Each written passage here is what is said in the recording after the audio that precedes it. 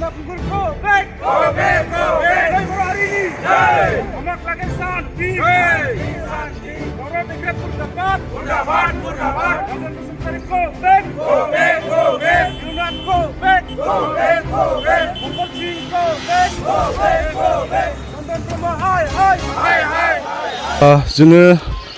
आसाम नाङै दुलाराय बर' फरायसा आफादनि बानजायनायाव मोनफ्रोमबो जिल्ला आरो दख'राया बे मुसुखा सावनाय हाबाफारिखौ लादों।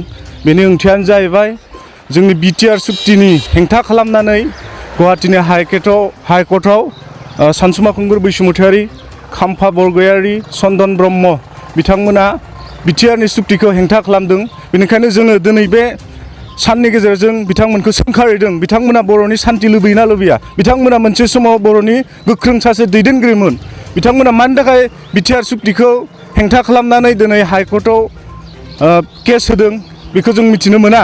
खिन्थु जोङो बिथांमोना एन्टि बड'स नामा? बिथांमोना बर'नि जाथिनि जौगानायखौ लुबैया नामा? जाय बिटिआर सुक्ति जों दिनै एनडिएफबिनि गोबां केसफोरा रिहेबिलिटेसन आरो बर' हारिनि गोबां 5,000निबो बांसिन बर' हारिनि सोमावसारनायाव मुंख्लं जालांबाय। बिथांमोनखौ दिनै लासिंसिं खालामनाय जादों बिथांमोना। बेनिखायनो जोङो सिलाबाथा दख'रा दुलाराय बर' फरायसा आफादा गोख्रों रावजों सोंखारिदों बिथांमोना मानो बिदि खालामनांगौ आरो बिथांमोना थाबैनो बे केसखौ बोखांना लानांगौ। बेखौ जोङो सिलाबाथा दख'रा दुलाराय बर' फरायसा आफादनि जानानै गोख्रों रावजों सोंखारिदों। जाबाय दे है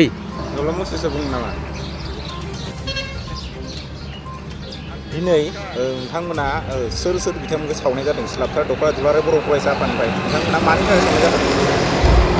जोङो दिनै जिहेथुनाखि दा बिटिआर सुक्तिखौ हेंथायै बिथांमोना केस होदों गुवाहाटी हाइकर्टआव।